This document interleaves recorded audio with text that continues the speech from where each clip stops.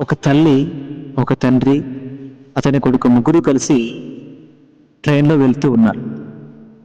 ఆ ట్రైన్లో వెళ్తున్నప్పుడు ఆ అబ్బాయి కిటికీలో నుంచి చూస్తూ, నాన్న, అదిగో చెట్లు మనల్ని దాటి వెళ్ళిపోతా ఉన్నాయని ఎంతో ఆశ్చర్యంగా చెప్తున్నాడు. దాన్ని చూసి ఆ తల్లిదండ్రులు నవ్వుకుంటా ఉన్నారు. వెంటనే కాసేపటికి ఆ కొడుకు, నాన్న, మేఘాలు కూడా దాటిపోతున్నాం మనం అని చెప్పి ఎంతో ఆనందంగా చెప్తున్నాడు. ఇంతలో పక్కనున్న వాళ్ళు ఆ పిల్లాన్ని చూసి వాళ్ళ తల్లిదండ్రులతో ఈ మాట అంటున్నారు.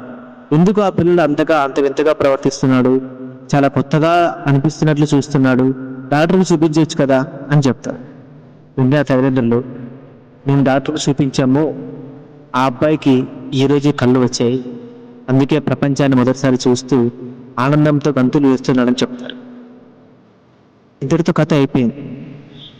అయితే మన జీవితంలో మనం చాలామందిని వాళ్ళ యొక్క గతం ఏంటో, వాళ్ళ పరిస్థితి ఏంటో తెలుసుకోకుండానే మనం అంచనా వేస్తుంటాం, ఒక అంచనాకి వస్తూ ఉంటాం.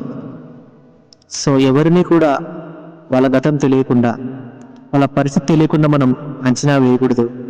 ఎవరు ఎలా ఉన్నారో, ఎవరు ఏ స్థితిలో ఉంటారో వాళ్ళకు మాత్రమే బాగా తెలుస్తుంది. సో ముందుగా ఎవరిని జడ్జ్ చేయొద్దండి. ప్రతి ఒక్కరితో జాగ్రత్తగా ఉందాం.